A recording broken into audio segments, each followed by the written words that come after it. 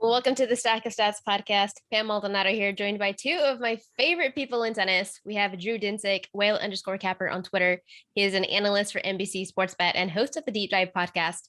We also have Gill, who is host of the Monday Match Analysis on YouTube and host for the Tennis Channel Podcast Network.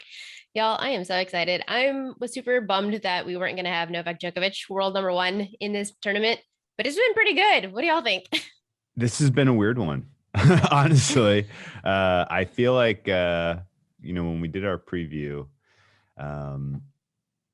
we didn't know if Djokovic was going to be taken out of the draw. We suspected. And I think, we all kind of even speculated, even if he is in the draw without the warm up, with all the extracurricular swirling, maybe we wouldn't see his best. And then, considering the form of the players he would have had to go through to get to this point in the final, I think he probably would have made the final. And I don't even really know if it would have been close. And I think we were kind of ultimately cheated out of a really good head-to-head between Medvedev and Djokovic at basically equal strength. And I don't know that we're going to get that again. Maybe if Djokovic kind of keeps his teeth sharp through to next year's Australian Open, we'll see that. But this would have been the one court speed conditions type of situation I would have really liked to see those guys go at head-to-head at full strength, and we're not going to get to see it. And I think him being out of the draw definitely changed the sort of the mental game for a lot of the other players in terms of what were their kind of motivations and focus, and maybe this is my chance to make a run type of attitudes. But it has not been the tournament I expected really at all. Usually we have some weird upsets in the first couple of days, and there were none. Usually guys that find some form, like a Monfils, does something with it. He doesn't flame out in a quarterfinal, or Berrettini found some form. He doesn't flame out in a semifinal. And so it's been a weird tournament really on the men's side, I have to say. Gil, from more of the game analysis, what has been like your biggest observation thus far, not having Djokovic in the lineup? It's been so serve dominant. There have been so many matches where you kind of look at any sort of classic matchup of someone who can really hurt you with their serve and their forehand and wins the short points against someone like Pablo Carreño Busta, who wants to drag out and win a lot of rallies. And it feels like every time the firepower is prevailing. And luckily, I think we've gotten to a point where, we're not like talking about the court speed every year in Australia, like, wow, it's really fast. And like, it's just starting to just be accepted. But I mean, it remains really fast. And I think Felix benefited from it early on. I think Shapo benefited from it early on. Berrettini, certainly in a lot of his matches, and then as far as the entertainment value of the tournament, I mean, I do think that we've had a lot of good quarterfinal matches. FAA Medvedev is a match of the year candidate. Nadal Shapovalov was atrocious quality, but it was it was fun to watch. It was, that doesn't mean that it wasn't interesting. And then I thought Tsitsipas Medvedev, the first set last night, that was one of that'll be up there for the highest quality sets, I think, of the year. Well, I do thank you all for joining me today to recap the ATP side of the Australian Open. Drew, I want to go back to you because from a betting perspective, like we're talking about the game analysis, but I want to go back to the betting side of it. How has the Australian Open been from you for up to this point? Well, most of my future portfolio relied on Medvedev getting to here, so I'm happy with that. My match-by-match betting has not been going especially well. I think if I did not have Medvedev futures, I would probably be looking at a red number overall for the tournament. And a lot of, again, kind of the disappointment I felt for, Monfils not giving us a better match against Berrettini, particularly in that fifth set, the disappointment of not getting a better match from Berrettini against Nadal, that both of those hurt me for sure. I thought both guys were primed in terms of the quality of play. And really how they matched up with their opponent, that they would have given us more there. And so those really hurt me from a betting standpoint. Tsitsipas he pretty clearly was easy to pick on as a guy whose level was a lot higher, in winning that third quarter than I had expected coming into this tournament. And so I ended up doing pretty well, getting some good bets down on Tsitsipas to get to that stage. And yeah, Medvedev had some nice comebacks here. Certainly did not expect a 5-setter from, against Felix. Felix's form was really, really impressive. I think you absolutely have to expect he's going to finally break his maiden there in terms of winning a tour level title. He honestly, I thought he played the perfect match against Medvedev, and he still couldn't get him. And so, he'll have a little bit more mental confidence next time on another style of court. He probably ultimately, kills the boogeyman on clay, I would say. Yeah. This clay swing, I would guess. So I'm excited to see him continue to emerge as he gets a little bit more savvy. So I have had a pretty good Australian Open. I am super upset at myself for backing Matteo Berrettini to keep it close against Nadal. I didn't take the plus. I was rewatching. I did a video for Yahoo Sports, and it was a preview into that matchup. And I rewatched it after the fact, and I showed it to one of my friends, and he was like, "So you're backing Nadal, right?" And I was like, "No, it was to bet Berrettini." And everything that I said was pretty much Nadal in 4. Except I took Berrettini plus 3.5 games because I said Nadal is probably, it's probably going to be a 4-setter. Do you think, Gill, that having the roof closed really definitely benefited him, which was one of the arguments that I made?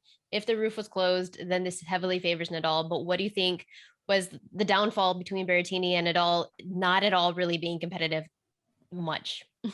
I think the roof thing in that matchup is pretty hard to read. And, I didn't take a hard stance on the effect of the roof. I think in Medvedev Tsitsipas, it's a lot more clear that as the temperatures drop and the humidity goes away, it slows down. Stefanos can get more returns in play. Still didn't get enough in play and got much less in play. But I think that clearly benefits Tsitsipas. But in Berrettini and Nadal, neither have good results on indoor hard court. It's probably both of them their least favorite surfaces. And, for Berrettini, that's a little hard to explain. For Nadal, you get it based on his play style. And then in terms of it slowing down, again, it's kind of just are either of these guys going to have any trouble hitting through the court? No. So, I know I want to take a side on what the effect of the roof was, but I feel like it wasn't clear cut.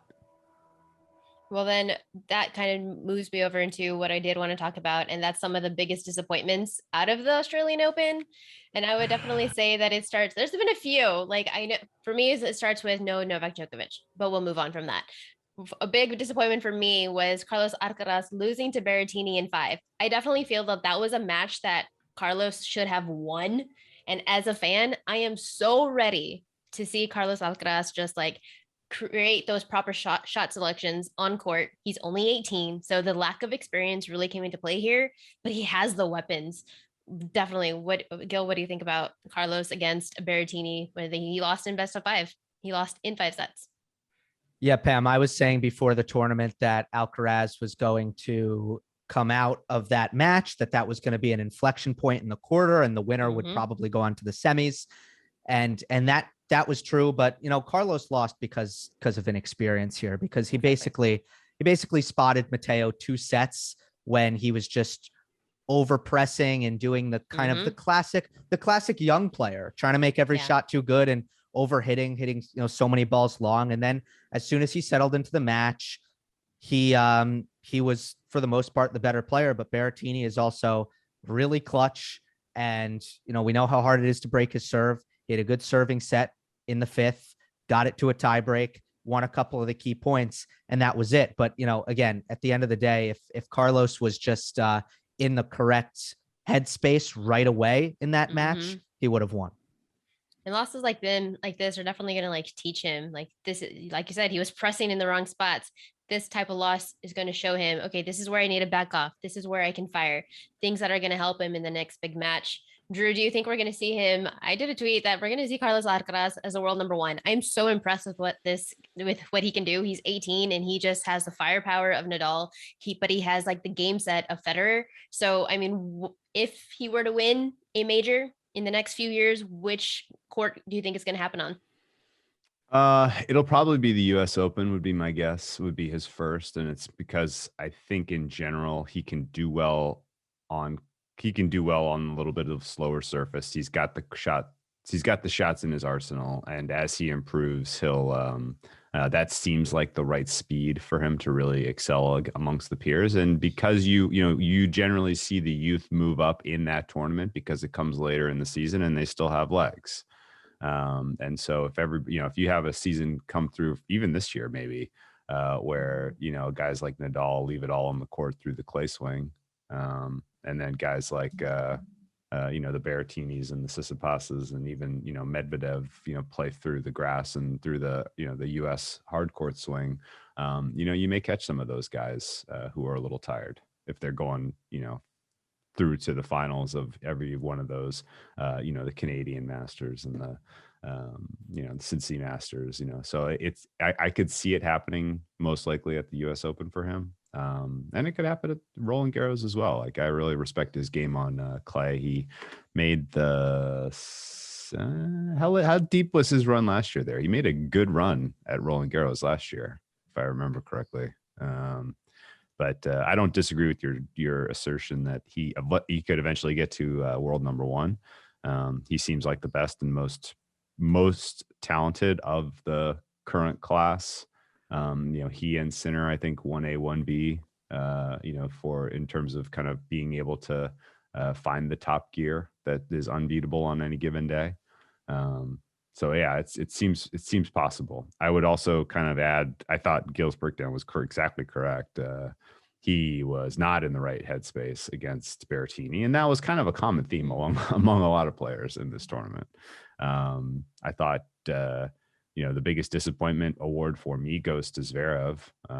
Yes. He had the whole top half of the draw to himself and still managed to find a way, and very unimpressive out of that match against Shapovalov. And similarly, in the sense that Alcaraz spotted Berrettini 2 sets, Shapovalov spotted Nadal 2 sets. Frankly, yeah. If Shapovalov plays the same level of tennis and has the same shot making that he had against Zverev in the first 2 sets against Nadal, he's probably got Nadal under massive pressure in that what ultimately we remember that match more for Nadal, kind of the physical toll that took on him. But if Shapo's head is correct coming into that, instead of looking for any excuse to blame the shot selection was weird.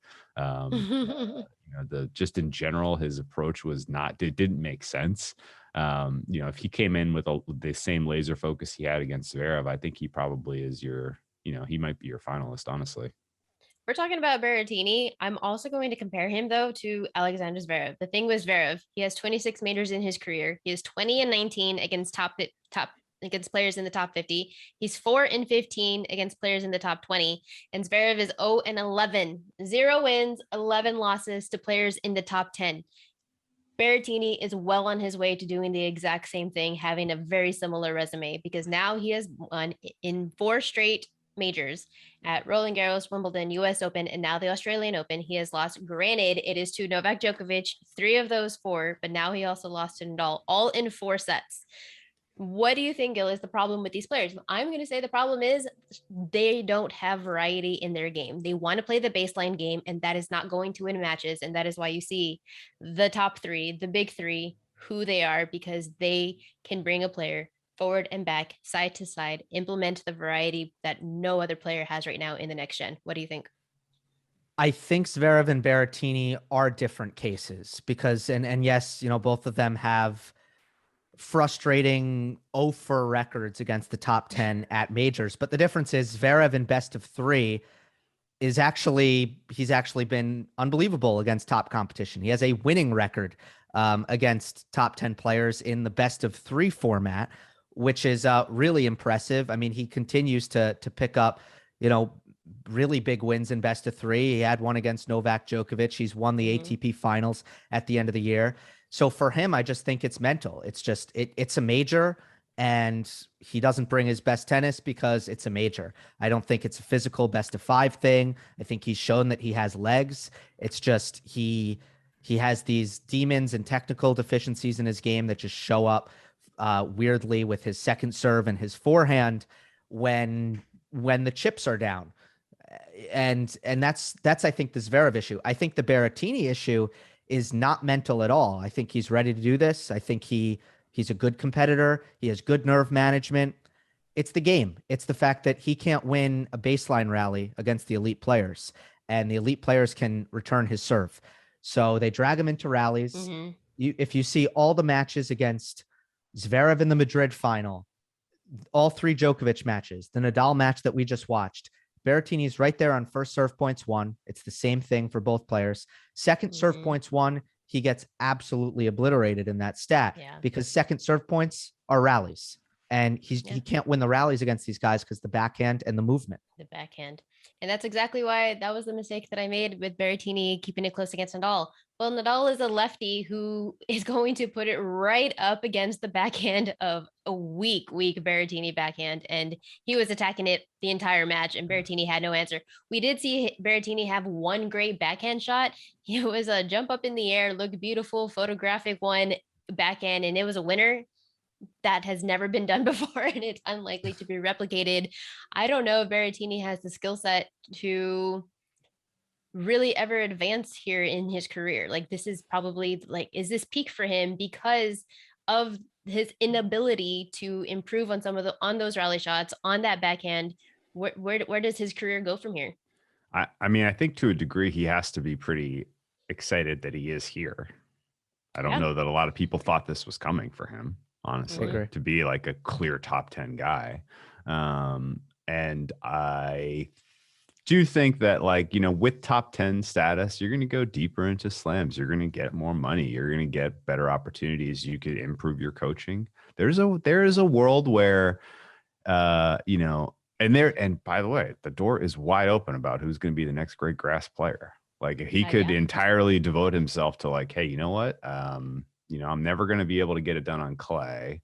My serve is good, but not great. So I don't think I could really ever beat the likes of a Medvedev or a whoever on, you know, hard. I'm just going to become a grass guy. And if he does that, I could, you know, I wouldn't put it out of the realm of possibility that he somehow becomes sort of like a specialist in that department and, you know, has a couple after of nice runs at Djokovic is Wimbledon. done. Yeah, right. Yeah. I mean, if Djokovic is in his way, Djokovic is stopping anyone from becoming kind of the next great grass player. But, you know, eventually he could move on. And again, Berrettini is in a decent position because he continues to go deep into all these tournaments. He's going to make a lot of money, and he could potentially upgrade in certain ways. The player and that he also puts himself in position. Sorry. No, you're good. And then he puts himself in position for. I mean, I guess if he continues to. I mean, we've seen a career like a Marin Cilic, right? He was never a tier 1 player, but he had his one tournament in 2014 where he had the one big win over Roger, and then he also got fortunate with Nishikori beating Djokovic in that semi, and Cilic wins a major. So, you know, if Berrettini continues to go deep, it can happen. But I agree with you that I don't ever project him becoming a tier 1 player. I always kind of have him just in that tier 2. Yeah, he goes down as like a Dimitrov-ish kind of guy, you know, like he'll always be good. Yeah, if but he was never be great. Right. He fits a very similar caricature from the Lost Gen, you know. Yeah, but with more consistency. Than Dimitrov. Yeah. Yeah. I think one player that does give me some inspiration to kind of maybe surpass that type of level is maybe Denis Shapovalov. His return game really improved enough to beat two big servers back-to-back matches. He beat Opelka in 4 and then Zverev straight. And I know we're talking about Zverev's mental demons, but what he implemented in this match that he hasn't really necessarily implemented before was slicing some of that backhand returns to get the ball in play. He was playing smart tennis, and we haven't really seen that version of him consistently. I think he has an opportunity here to really like break out here in the next year or so. What do you guys think?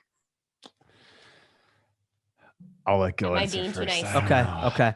Okay. So I was also very encouraged by the returning against Opelka and Zverev, and he was doing the right things and blocking that return. And then but the problem is it just kind of comes and goes. I think what I don't understand about Shapovalov yet is kind of what he's made out of and what his aspirations are. Because I thought last year was completely inexplicable because he makes the Wimbledon semifinal and he's admitted this. He's had like some emotional letdown, like he had kind of achieved everything he set out to achieve. And just mentally it became a lost second half for him because he made the Wimbledon semifinal. And it's kind of like a player of that level of talent, like he should expect a lot of himself, or he could expect a lot of himself. You know, Denis Shapovalov has the talent to say, if I'm not a top 5 guy, if I'm not winning majors, if I'm not putting myself in position to win majors, then I'm not satisfied. I'm not happy. And I don't know if that's what his material is. I don't know if that's what he's made out of. And that might hold him back, you know, and that's kind of my hesitation. Well, then the one player that absolutely surprised me, and we touched on him a little bit, is Felix Auger Aliassime. I've never actually been I'll be honest, I haven't really been a fan. He made me a fan in this tournament by nearly upsetting Medvedev. He showcased his potential. And there was one tweet that I saw where his average serve speed was 195 kph. I'm sorry, it was 200 kph, and Medvedev was 195. That is hella powerful, and he can definitely be the next. We're talking about Berrettini being great on grass. Felix Auger Aliassime is definitely right there. And I'm excited to watch him at Wimbledon. Drew, it seems like you got a little bit of excitement there too. What do you think about Felix and his performance in this tournament? Definitely excited to watch him at Wimbledon. I'm excited to watch him on clay. I think he has shown us enough now that he's got a good enough all around game that he should be able to hang here as among like sort of the top tiers of players, getting, you know, say like a top 8 seed in every, you know, slam this season and going forward. I think that's completely realistic expectation for him. And where the questions swirled around him were mental toughness, mostly just in terms of, you know, the business end of these tournaments, losing all those finals. Was that going to, you know, losing head to head so convincingly in the US Open, and then again to Medvedev, you know, was he going to be able to slay that, you know, those demons? And I think he answered that pretty resoundingly yes in this tournament, even not getting, you know, even having not gotten the win. And I would point to his 5th set, particularly against Medvedev, and the fact that he put himself in a disadvantaged position with the double faulting mistake, and it didn't unwind him. Like, he fought tooth and nail and was an extremely tough out even after that moment. And it was like, okay, the FAA that I knew, like, turtles at that point, curls up in a ball and loses 6-1 or whatever. And he fought his hardest to get back into that match, and he had a chance to break back even in the deciding game. So I thought you got a lot of really positive signs from him in terms of just player growth, like in the exact opposite sense with Shapovalov. Like, Shapovalov reinforced everything I thought about him in the way he played in this tournament. Like, guy is just a mental wild card, and he's not the kind of guy you want to see in your section of the draw when you have a major. You know, you when you see your slam draw and you're a top 8 player, as Shapo's in your section, you're like, God damn. But then if he's ends up making it to a semifinal, a quarterfinal, a final, you're not really sweating it, because, you know, ultimately he's going to have some mental lapses that cost him. Well, then can we talk for a second about Daniil Medvedev, world number 2? He's here in the final, but we did see him under pressure multiple times. It was against Maxime Cressy. He's an US French. He was a great player. The ATP needs to take note of that type of style, which is serve and volley, and it completely pissed Medvedev off because he's not used to a player who's able to attack and keep the point short. And we just don't see that from the up and coming next gen players. Everyone wants to play from the baseline, but Cressy showed a perfect example of add a little bit of variety to your game, you're going to contend because you're more often than not going to lose that baseline game. And then we saw it again. Tsitsipas did a little bit of this, and that's why he was so competitive in the early matches. Felix Auger, he was doing a little bit of this, but that's definitely not his comfort. So then eventually he started with that, and then he reverted back to the baseline game. Are we going to see a little bit more serve and volley, or Gill, is it dead? Is Maxime Cressy the only player that's keeping it alive? No, we're gonna see it. I mean, you remember Djokovic in the Paris final last year went to the serve and volley more than 20 times against Medvedev and used it to great effect. Exactly. The secret's out. Everybody knows about it. And Tsitsipas knew it last night. The thing is, Medvedev is very happy to hit, get the return low and try to recover. And if you hit a perfect drop volley, great. But if you don't, he's going to use his speed to chase balls down and hit passing shots. And he's just going to make you execute over and over and over again. So, it's available if you want to do it. If you want to just net rush against Medvedev, I think it's probably the best way to play him. But as we've seen, it doesn't guarantee you're going to win. You're going to need to execute those volleys. I think, my critique for Tsitsipas was he was very predictable on the approach shots. They all went to the backhand. Medvedev just got a read on it and started hitting great passing shots.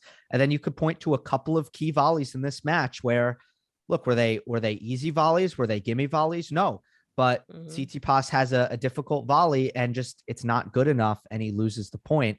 A couple of key points in that match. So likely we'll see the same thing with Nadal. He's going to come forward on a lot of key points, especially behind his serve. And then it's going to be, what are the Medvedev passing shots look like? What do the Nadal volleys look like? And that's what it comes down to. And I do want to pivot over from the ATP, and I'm going to I don't watch much WTA, but my gosh, Ash Barty. This is an Ash Barty appreciation post. She has been absolutely destroying her opponents in this tournament. She hasn't dropped a set, even to Madison Keys, who is another powerful hitter. She blew her off the court. She's won every match, 6-1, 6-2, 6-3. I mean, the closest match that she had was against Amanda Anisimova. That was 6-4. She's definitely become my favorite tennis player since Venus Williams. I mean, Lindsay Davenport, you have Steffi Graf. Like, those were all power players first.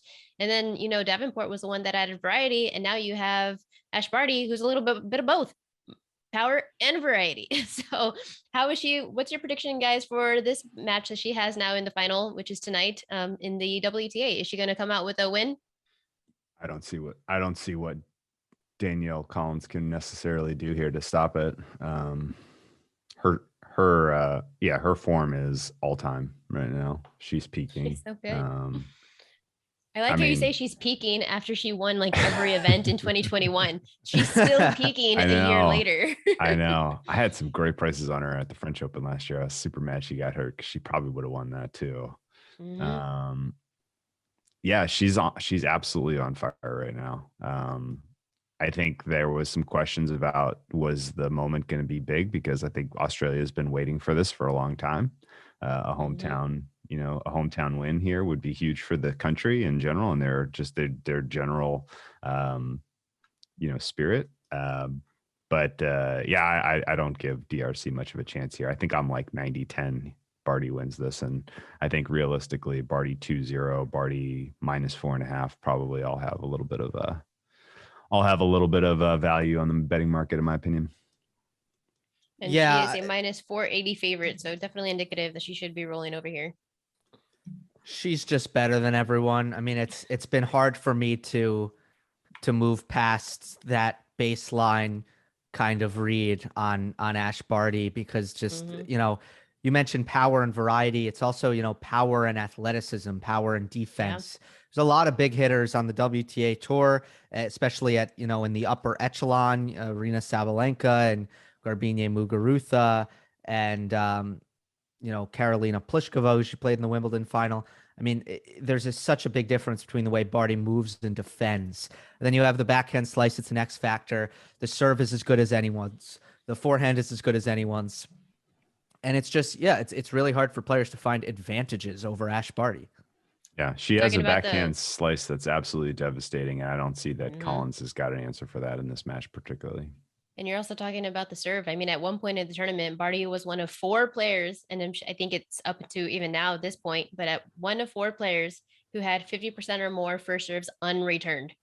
And you know who the other 3 players were? Felix Auger Aliassime, Berrettini, and Monfils. Yeah. And then there's Ash Barty. This is kind of a new element, honestly. Like, she didn't have that same kind of dominance on her serve, even last year when she was winning Wimbledon. She was mostly just getting it done with her outstanding sort of shot creation and rally kind of control. This is even a more dangerous Barty than we had last year on tour of the world #1. So I'm going to be looking to back Barty somehow in some fashion. I do want to talk a little bit about 2022 being a comeback year. Drew, I don't know if you remember this. I think it was with both of y'all too, that at the end of 2021, we talked about what's going to happen in 2022. The Nadal, are we discounting Nadal here to go for his calendar slam? We'll see. It starts here tonight. Maybe won't go that far, but he made his return back from injury. Other players that should be coming back from injury are Dominic Thiem. He'll be playing here on clay court here in the next month. We have Stan Wawrinka, Juan Martín del Potro. Is he coming back? It's kind of some indicators that he's running again. He's trying. Roger Federer, maybe we're going to see him save himself for Wimbledon. Gael Monfils, he just made his return. He lost in the quarterfinal to Berrettini. Is there anything that has you excited for the rest of the year? We're only in January, but what are y'all looking forward to for the rest of the 2020? I mean, you hit all the huge storylines there. I'm excited to see all of those things. I mean, tennis is in a really good state right now, and I mean, the fact that so much of the run up to this tournament was really, will Novak play or not, is now in hindsight is a shame. That was sort of what took so much of the air out of the room. I hope that doesn't happen again for Roland Garros. I mean, knocking on wood here, but trending worldwide like we may be, closer to over with the pandemic than still mired in it come May, but who knows? Right. I would say that in general, the sort of a return to normalcy in terms of world travel and, hosting these events and the crowds being back and really elevating the performance of these players, we could see an all-time year here in 2022. I don't think Nadal realistically has much of a chance at a calendar slam. I don't give him a ton of a chance tomorrow night, frankly. And I think he probably ought to be looking more seriously at just, hey, can I get my game into the form it needs to be able to beat Djokovic at Roland Garros? I think that's going to be an incredible head-to-head if and when it happens. And, I think that's what, if you could tell me what one match are you most excited to see this year, it's probably a rematch from last year's semifinal there, where we get an informed Nadal versus an informed Djokovic on clay. That would be super fun right now.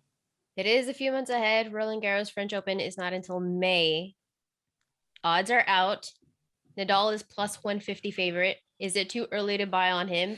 For me, I'm always a wait and see type of person, but I'm also like, it's Nadal, it's the French Open, and plus 150 is a hell of a good number. What do you think? I think you have to wait, because if Djokovic is because I mean, a lot is going to be determined really from this match here. Like, if Medvedev takes world #1, I don't know that he relinquishes that between now and Roland Garros, despite the fact that he's a poor clay player relative to how good he is on hard court.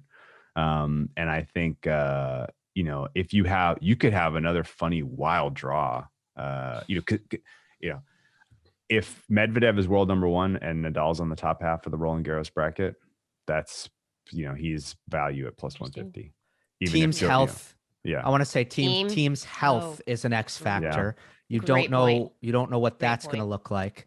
And the way Stefanos Tsitsipas has played here on this quick hard court, it just has me thinking about clay, and I think he is a real serious threat. And I know Drew took the question about FAA, but on the futures topics, and since this is a betting podcast, I think the one that you might want to take right now for way down the road is Felix to win Wimbledon.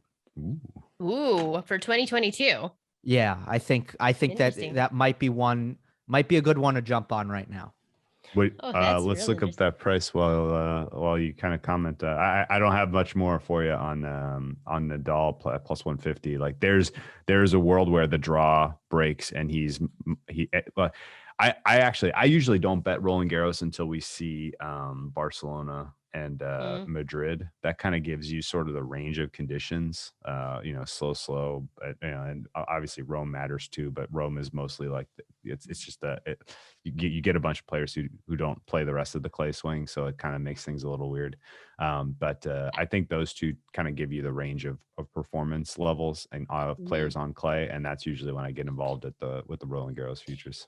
No, but Gil made a really good point about Dominic Thiem, and I just mentioned him as one of the players coming back, and he's definitely one of the threats. Like if he can come back to 100% full health, clay, yeah, that is perfect. The perfectly typed up player that's going to like disrupt. So now if you're looking at Wimbledon, Felix Auger Aliassime, he is the 11th favorite at 33-1 odds. That's interesting. Yeah, and he's definitely not the 11th favorite. I mean, that should be, yeah.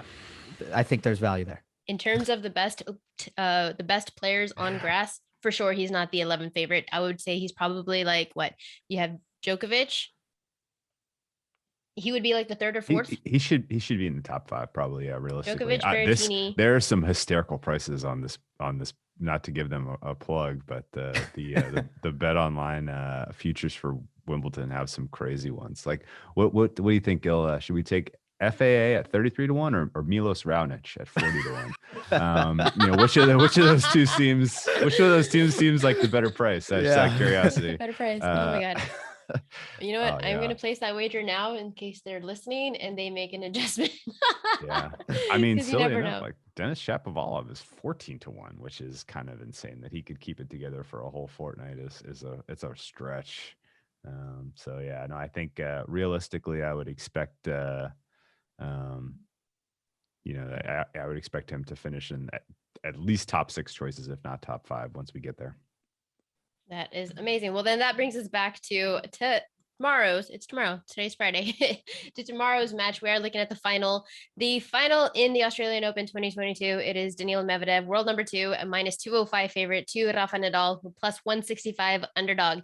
Here's a couple of things that we have at stake. This is a pretty big matchup. This isn't just a win-lose situation for another title. This is if Nadal wins, he surpasses Roger Federer and Novak Djokovic for the most Grand Slam titles, all 3 of them of which are tied right now at 20.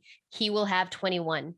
And that's because right before the French Open in May, so potentially even giving him up by 2. We saw Federer go for 21 at Wimbledon. We saw Djokovic go for 21 at the US Open. Medvedev beat Joker in straight sets in the final. And now we get to see Nadal go for 21. On the other side, if Medvedev wins, then he will surpass Djokovic as world number 1. Novak has been number 1, and that's a men's record for 357 weeks. My gosh, like what is the storyline? Do you think either of these scenarios is pushing or hurting? We saw last year in 2021 how much of a moment it was for Djokovic to go for the calendar slam, to go for the golden slam in the Olympics, and both of which did not work out to his favor. Do you think either of these moments, either breaking the record for Nadal or becoming world number 1 when it hasn't been done in so long, could be a moment that gets into either player's heads? Gil? I don't think Medvedev is thinking much about number 1. I think just the prospects of another major title here, I think that's big enough where he should be able to narrow his focus. With 21 on the line, now that is, I think, a whole different animal. That is that's something that Rafa has written off, and more consistently than the other two, and he will constantly tell you that he does not care about this slam tally in this race. But I think at the end of the day, if it's not about 21, it's just about age, and he doesn't know if he's going to get this chance again at 35 years old at the tournament, which has been the major tournament that's been the most difficult for him, the Australian Open. He's lost 4 finals in a row here. So if anything, if we're talking pressure and mental edge and who might be more affected by the occasion, I'm definitely going to go with the counterintuitive pick, which is the more experienced player. I think Rafael Nadal is going to have a more difficult time dealing with the moment than Daniil Medvedev. And just a little note, Daniil Medvedev, he is going to be the first man since Andy Murray in 2012, 2013 to follow his maiden Grand Slam title win with a run to the final of the next slam. If he does win on Sunday, then he will be the first man in the Open era, Medvedev, to win his first and second Grand Slam titles in consecutive slams. Ooh. So, Drew, do you think, I would say, if anything, this is more of like a motivational factor rather than a let me get worried and clam up situation? Oh, yeah, for sure. And, you want to, I mean, there's other mental stuff going on with Nadal at this tournament beyond just realistically, is this his last shot to win a second Australian Open in his career? Yes. Yeah. Very much so. I don't think things could have broken more favorably for him. This in the same way that like for Team to get one, it had to be that Djokovic gets DQ'd for the ball, the sideline judge ball. Yeah. That was very fortuitous, ultimately led to that moment. Similarly, this feels like, that opened the door for him to have even a shot, because Nadal won his first ever final here that he made in 2009. He was a very, very different player at that point in his life, for sure. He beat Federer in 5 sets. He has since made the final 4 times and lost every time. Djokovic got him, Federer got him, Wawrinka got him, and Djokovic 5 times. Yeah. This would be his 6th. Yeah. This is his 6th final. He's lost 4 in a row. Yeah. He's lost 4 in a row. And, he was very, very, very competitive in that one against Federer. But that was also Federer coming back in 2017. That was Federer coming off of a huge layoff. And I think Federer probably was like, oh my God, I can't believe I'm here. And Nadal was like, oh my God, I can't believe I'm here. So there was a little bit of, and those two players know each other's game so well that it's always an even match. I think Nadal has always had a very tough time getting it done on this particular court. And he's going to need some X factor that I'm just not seeing to get this head-to-head win against Medvedev. Medvedev is not, he's close to his peak right now. I have his peak. My rating on him is dipped a hair from what we saw from him in the ATP Cup. And some of it is concerns a little bit that he's dealing with some injuries that he's not talking a ton about. He obviously had treatment in that one match. It was against Cressy. He got the back treatment. You see the kinese tape all over his body. Butt treatment, yeah. So the kinese tape on his abs, it's on his thighs, it's on his back, it's all over the place. He's definitely ailing. Like, this has been a tough run for him. I think ultimately, I still have him rated substantially better on hard court right now. As you mentioned, this is Nadal's 6th Australian Open final. This is the last time that these two played. Medvedev and Nadal was back in 2019. Nadal was up 2 sets to love in the US Open, and then that went a full 5 thrilling sets. That's right. The US Open is slower than the Australian Open, as we talked about earlier. That benefits at the US Open, that benefits Nadal. In this situation, it benefits Medvedev. Gill, what are you thinking? I'm thinking that if Nadal can serve how he has been, minus his match against Shapovalov where it was shaky, what's the X factor? Drew was talking about he doesn't have the X factor. What is the X factor for him to win this match? The X factor is the game planning and auxiliary skills that he has to kind of customize his game against Medvedev. I think we're going to see him use his backhand slice. I think we're going to see him use it down the line.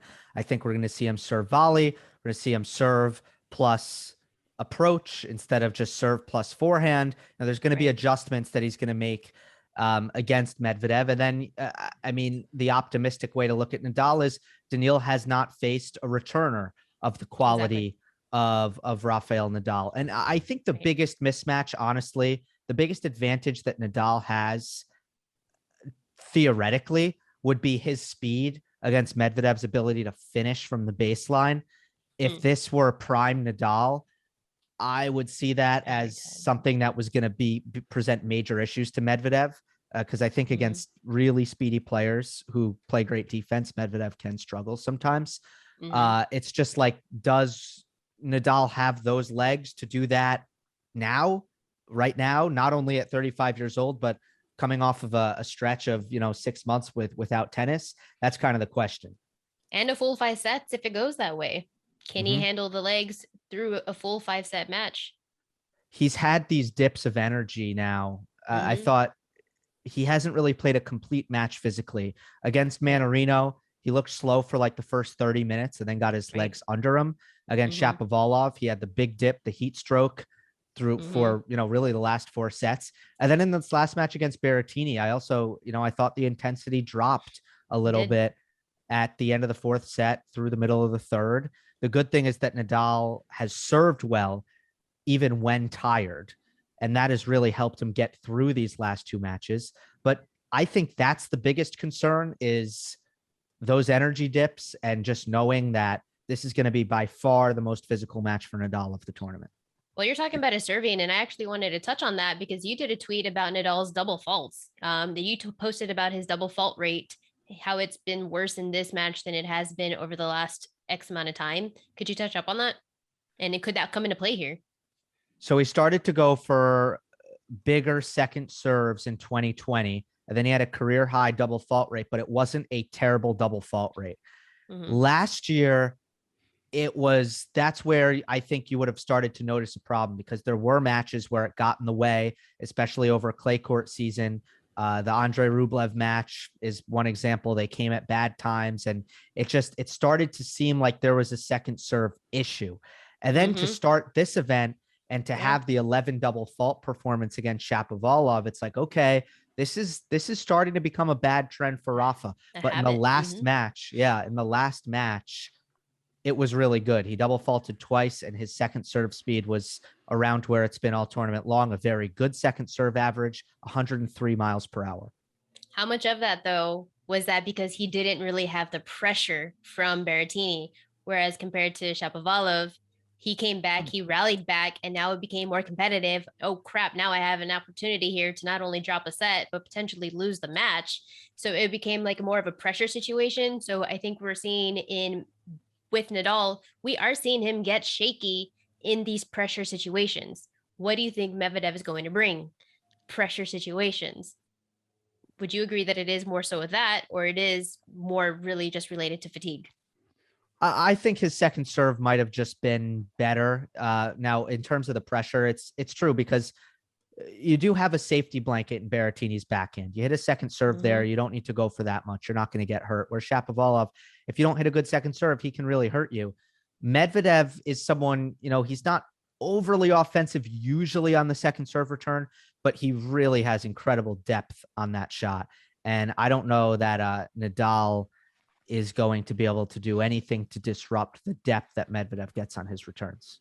Now, Nadal loves long rallies. He has variety. He has a full court game. And what could hurt Medvedev is his tendency to lose focus. He gets upset. He gets flustered. A linesman did something. The judge said something, whatever it is, somebody in the crowd. Nadal does have the mindset, the winning mindset, to take advantage of those spots. It's Medvedev's best interest to not play passive. How you get Nadal to be shaky is Medvedev absolutely has to be the aggressor. He can't wait for Nadal to make a mistake here. What he needs to pull Nadal off the court, do the drop shot, come into the net. I don't know how much of that he's going to be implementing, because that's not necessarily his game. But what Medvedev doesn't do that can kill Nadal is take the ball on the rise. What, from a game analysis perspective, other that we're talking about Nadal and what his defense needs to add, what does Medvedev need to be doing here in order to come out with a pretty decisive win? I think it's pretty straightforward. He needs to do Drew's like locked, loaded, bet. He needs to do his best Novak Djokovic impression. He's always been Novak light in my mind. Kind of the way that he goes, his general approach to a given match, and his strengths and weaknesses are similar enough that I can see them as similar players. And Djokovic is 9 straight head-to-head wins now against Nadal on hard court. He's the last time that they faced in a Aussie Open final, it was one of the most one-sided matches I've ever seen Nadal play in. I think you watch that tape and you just go do your best Djokovic impression, and he can do it, and we've seen him do it at times before, and I think I do think in the back of my head he has been just because we saw him peak a little higher in the run up than we've seen him at this tournament. I do think there are some elements of his game that he's kept in his back pocket, it sounds stupid to say, like, well, why wouldn't you pull him out when you have to put away Felix in fifth set? Like, use it more, get that out there. Don't play with fire like that here and there. A lot of this game is mental. A lot of the stuff you're talking about, the distract, the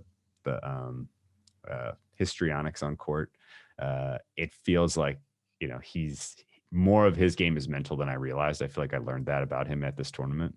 But I also think that he's got a higher gear, he's got a higher level, and he can make this a miserable night for Nadal. And we saw that in the fourth set with Tsitsipas. He was like, at some point, it was almost like, all right, enough. I got to save my legs for Nadal, so let's put it away now. And he was able to do that. So then finally, let's talk about some betting options, because that's what the whole point of this is. I guess I'm curious, do you agree with me, Gill? Yeah. Do you think this is a close-ish match? And that's what we're going to get to, the betting options. Let me go ahead and say what they are first, because one important aspect is, Drew, you and I both have a plus money features option on Medvedev to win this match. I am getting so many DMs and questions. Do I hedge? It's Nadal. What do you do? You weren't expecting. I post my my bracket before every tournament, and it's not Nadal. It was not Nadal expected to be this deep. So now everyone's panicking. Drew, the number one question, are you hedging? No. Neither am I. No, I don't think it's a plus EV bet. You only ever hedge if you are making another plus EV bet, because otherwise you're just paying the vig a second time. And you do that over enough times of your life, you're going to lose money to the house. That's just the math. That's the math behind it. And the way I see the market right now is giving you plus 160, plus 170 on Nadal. That's not enough to get involved with him in this particular matchup. I think younger Nadal, a younger Medvedev, you're probably making a case that the more experienced player is the guy. But with one slam under his belt already, and having done it against Djokovic so recently, fresh. I think realistically, this is he's got he checks all the boxes for me, and I don't think you're getting a value price on Nadal yet. Maybe you will by the time we get to the match. I mean, if I think my take a little risk off the table price is probably like plus 220-ish. Oh, and it's not going to get there. It definitely won't get there. It definitely won't get there. Well, then where Drew and I stand. Now, Gil, where do you stand? You are definitely more of like the game analysis expert. What is your perspective on this game? Give me your best prediction for who wins and in how many sets. So I do like to separate a lot of matches into two categories: the short points, the serve plus one, the serve return, and the rallies, the longer points.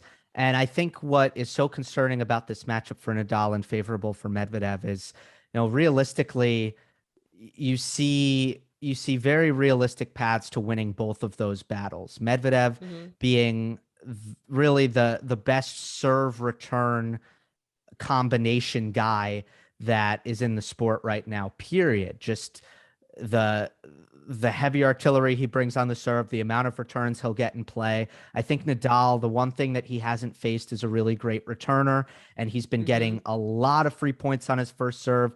I think the depth on Medvedev's return is a huge X factor to kind of drag out and get into more rallies. Then once you get into the longer rallies, it becomes physical. And I just haven't seen enough in Nadal's legs that make me believe that he's going to win a good chunk of the lengthier rallies as the match goes on. And we saw that, with Felix. In the first two sets, Felix did hang in there with Medvedev in rallies over 5+ shots. in the last 3 sets, it became so one-sided every time Medvedev was able to drag into a rally. He won on shot tolerance. So I feel like, again, the physicality is the best reason. The physicality in the long points, and then the serve return skill in the short points is enough reason to feel like Medvedev is going to get this done. Now, there is a Nadal X factor. I think it's like which, you guys know much better than me, but when you're betting NFL, you give Brady a little bump, you give Mahomes a little bump. It's just kind of the X factor there. I think Nadal gets that for being Rafael Nadal. And the crowd will certainly be on his side. Yeah. But ultimately, I have Medvedev in 4. Yeah. Ooh, okay. And that brings up some of the options that I wanted to share. For those who don't have a feature ticket like me, like Drew, then what are the best betting options right now? You have Medvedev to win -1.5 sets at -115. A Medvedev money line you can find anywhere between -190 to -205. It's a little bit of a higher juice, but it is less risk by doing just an outright win instead of in how many sets. I did like one other bet. Drew, what do you think? Medvedev money line plus Chiefs money line -105. Ooh. To win the AFC championship. Oh, I dig that. Absolutely. That's a fun one. Yeah, no, I think there is a little bit of value on Medvedev money line. It's juicy. So finding a pair with another money line that I think there's value on, which is the Chiefs, that's a nice little favorites parlay there. That's fun. I agree with Gill. I think this is 3-1. I can see a path for Medvedev winning 3-0 if he really has the gear that I think is in there. So I don't mind Medvedev -1.5 sets as a fun bet. I think the price you said -115, that's getting a little prohibitive for making that a bigger bet. I think I saw that earlier today. It was in the +105 range, and I was into that. But at -115, you're getting pretty close to fair there. And I think in terms of how the game plays out, I agree with Gill that if there is a window for Nadal to use if we're saying, well, what, so you think Nadal wins a set? Well, what set is it going to be? It's probably the first, realistically. And I know Nadal usually plays his matches backwards, like he warms into it and just really tries to elevate as he gets later into the match, but he hasn't been doing that here. And he certainly can't. I think he usually uses that strategy when he knows he's the better player. And he knows, I could drop a first set. I don't really care. I don't think he feels like he can afford to drop a first set here. And so I think, maybe if you're inclined to get involved with Nadal, if you're inclined to make some bet that shoots further middle, if you have a Medvedev future, I probably would look for something that's positive in a first set for Nadal. In a first set for Nadal, yeah. For him to win one set is -300, so you couldn't do that. No, you'd need. I'm thinking something like a games line, like basically like you're counting on him to get 6 games in the first set. Yeah. I think that's realistic. If he can hold serve / maybe get one break, the first set is his best in chance. The first set, I think that's his best shot. So basically, you're looking for like a Nadal. What's the price on like Nadal +1.5 games in the first set? Right. So that way, if it goes to tiebreak and he loses, you're still covered. Right. I would play that at anything better than -115. And the odds are shifting back and forth as of right now. Medvedev -1.5 sets is now -105. Oh, interesting.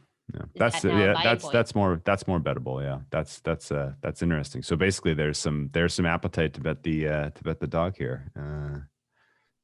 Drew, are you adding additional bets, or are you just writing your futures?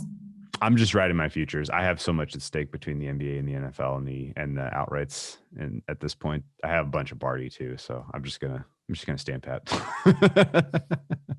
Yes, I agree. Gil, do you have, of the options that we talked about, Nadal to win in the first set, keep it close, competitive as far as games go, Medvedev -1.5 sets, the Medvedev straight money line, Medvedev money line, and Chiefs money line? Do any of them tickle your fancy as more of a stronger viewpoint than the other?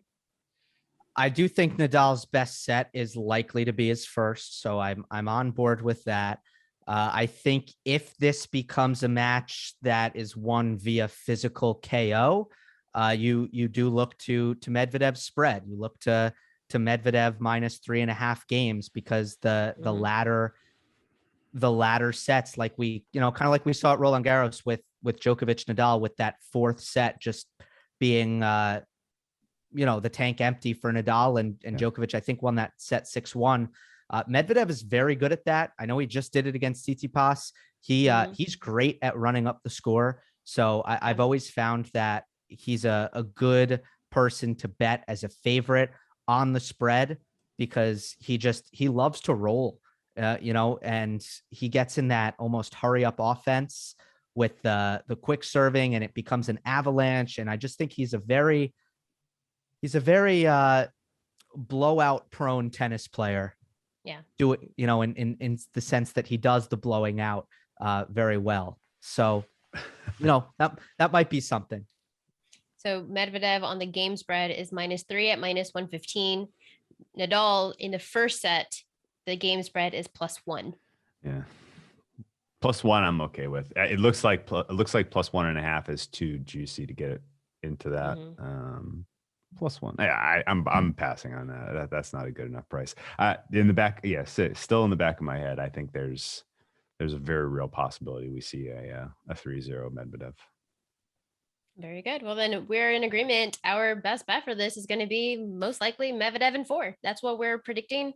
Medvedev in 4 or better. Definitely Medvedev to come out with the win. Drew's not hedging his features. I'm not hedging my features. I'm even thinking of adding, because I'm just so confident in it. I did Medvedev, yesterday's match with Barty today, and I don't bet WTA, but I'm confident in Barty. So I have that pending. We'll see how that goes with Barty. And then if I want to add a little bit more, the Chiefs Medvedev money line is very exciting to me, because I don't bet much NFL, but that keeps me in the game. So cool. I might want to do that. Yeah. Well then, guys, I do appreciate you taking the time. This was an hour of awesomeness, because we got to talk about the players, the up and coming players, Carlos Alcaraz. We got to talk about, Stefanos Tsitsipas and where he's at. We talked about Berrettini, talked about all of the players that we're excited to see for the rest of the year. So I appreciate your time. I appreciate your analysis, your thoughts. You can follow Drew Dinsick at whale_capper on Twitter, and you can see his stuff at NBC Sportsbet and the Deep Dive podcast. You can follow Gill Gross at Gill_Gross on Twitter, and you can see his stuff on the Monday Match Analysis on YouTube and the Tennis Channel Podcast Network. You can follow me on Twitter at Pamela M35. So you guys, thank you once again for joining me, and we'll be joined again soon, I'm sure, and we can do this again for the French Open. Thanks, Pam. That was fun. Absolutely. Thank you.